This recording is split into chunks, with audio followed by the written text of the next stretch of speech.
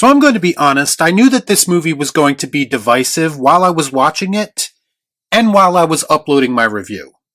I just had no idea how divisive it would be. The reactions pretty much boil down to people either love it or they absolutely hate it, and there's very little in between. I've seen people adding this movie to lists that include the likes of Batman vs. Superman, The Last Jedi, and Alien Covenant as being one of the most polarizing films we've ever seen. By the way, one of those things is not like the other. Just when I think you couldn't possibly be any dumber. So now the question is, why is all of this happening? What is it exactly about this movie that has people reacting so extremely? Let's discuss. I watch so you don't have to.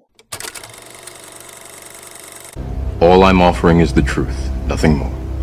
You have the luxury of not knowing what I know. So 28 years later performed very well in its global box office opening weekend with an estimated $60 million debut. Now it still remains to be seen if this film will have legs at the box office, or if it will be the next victim of the dreaded second week drop-off. I think we can chalk these initial debut numbers up to great marketing, and just general franchise name recognition. The truth is that this movie had one of the best trailers that I've seen for any movie in some time. So good that some people ended up being disappointed immensely by the movie itself for not living up to the hype that the trailer established. And listen, that's not uncommon for something like that to happen.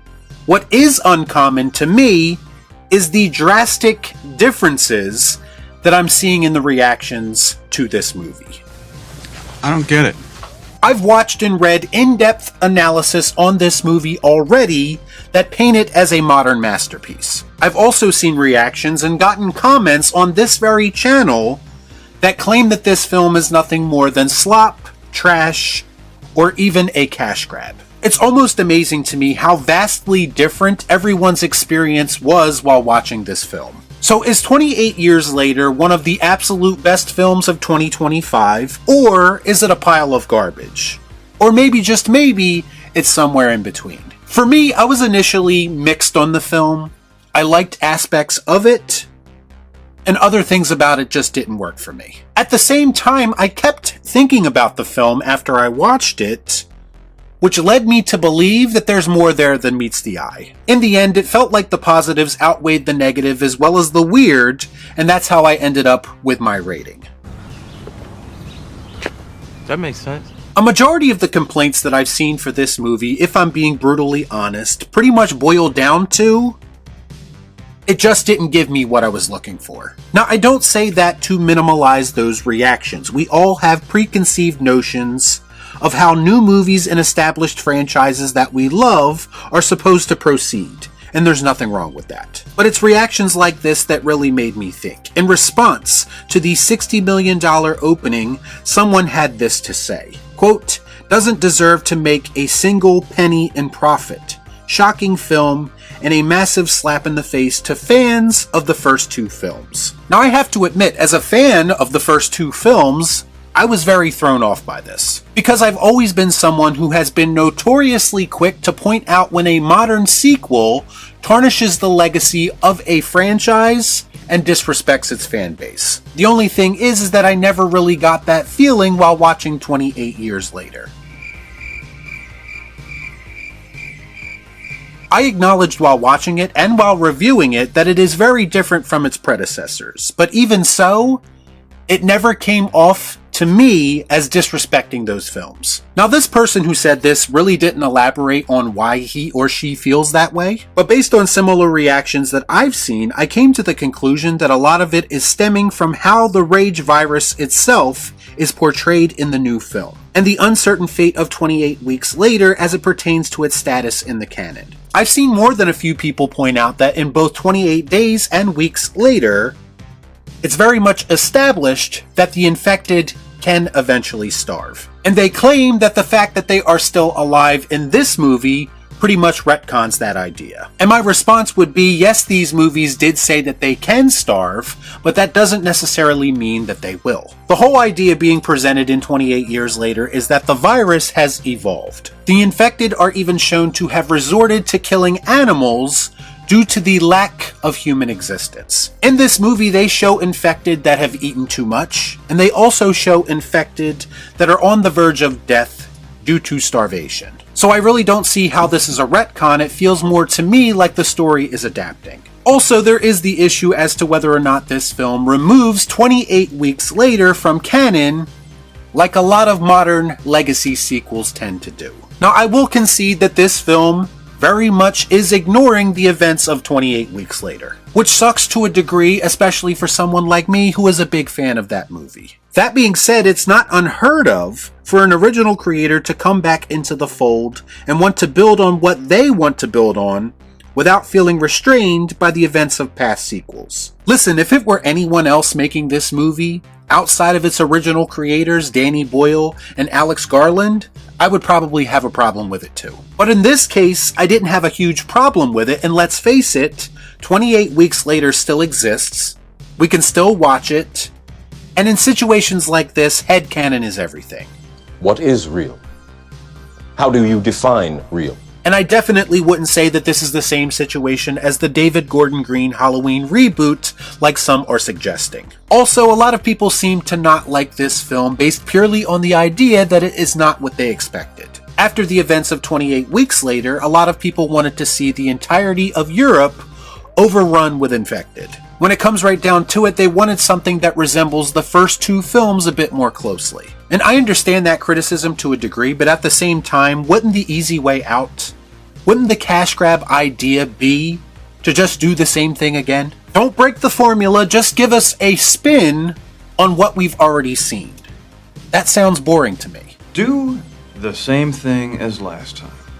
Everyone's happy. Don't get me wrong, I'm not entirely sure that all of the big swings taken in this film worked out or will work out at some point. But maybe it's just me, I'd rather something like this than for them to just give me just another sequel. And again, I do not feel like the risks taken in this film undermine the franchise like some are suggesting. Especially not in the way that the big swings and misses in a film like The Last Jedi did for the Star Wars franchise. There is no comparison in my eyes. Could they have executed things a bit differently? Of course. But once again, I do admire the lack of complacency that Danny Boyle showed making this movie for better or for worse. Yes, just because a movie is different doesn't make it good. But at the same time, just because it's different doesn't make it bad either. The key is to find some level of balance that honors the past while simultaneously blazing a new trail into the future. And I do feel like 28 years later did that to varying degrees of success. The other major point of contention coming out of this movie was the unhinged and tonally inconsistent ending. Now, I've heard people trying to defend this ending against people like myself who found it weird by saying if you do research on what it's based on, it changes the whole dynamic of the scene. And while that may be true, the problem is that nobody is going to be doing that research prior to watching this movie, because why would they? So unless you are already informed of the person and events that inspired this, or you're British apparently, it's going to be weird and jarring regardless of the intent behind it. To act like someone is uncultured because they don't know who Jimmy Savile was prior to seeing this movie is one of the strangest and most unwarranted forms of online gatekeeping I've ever seen. The scene is weird without context, and the only way to get context is for someone to tell you what you need to research. So in that aspect, I feel like the criticisms of the final scene are more than warranted. I find your lack of faith disturbing.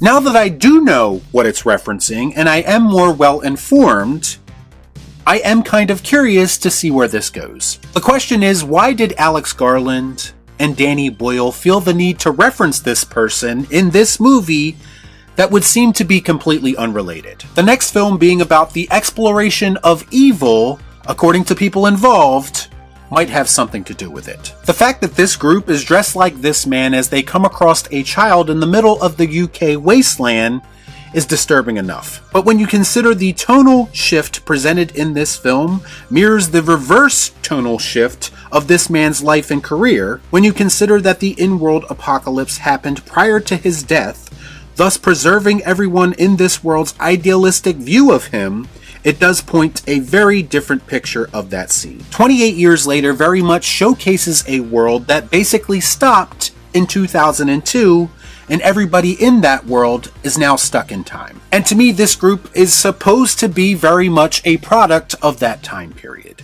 Is it just me? Or is it getting crazier out there? I already stated many times that I do not like it when movies are used to set up future movies. And for that reason, I would not have included this scene. But at the same time, it is a bit of a conversation starter for better or for worse. And it may actually get people to go and see the Bone Temple just to find out what the f*** is going on. As you can see, there are gray areas in these conversations that are rarely explored in online discourse. And while I do understand the gut reaction to dismiss everything in this movie because it chose to go in a completely different direction, at the same time, I'm not personally going to be so quick to dismiss this film that is already starting to feel like it's being slightly misunderstood. Something very familiar about all this. And no, I'm not trying to convince anyone who didn't like it that they should like it. I'm simply presenting a different perspective. Now, to be fair, all of this analysis and speculation could turn out to be complete horseshit if the next movie falls flat on its face. Similar to what happened with The Force Awakens, for instance. And it could be that Nia DaCosta is about to completely wreck this franchise like we know she is capable of doing. But as it stands right now, I'm not ready to judge, and I am willing to give it a chance. And I'm also willing to stand up for the idea that while I'm not willing to call this movie a masterpiece like some people are, I also don't think it's a pile of garbage either. To me, the key to this movie's success will be how they follow all of this up. Can the next film clarify a few things and maybe even change the perception of this movie, but only time will tell. Y'all be cool. Canon.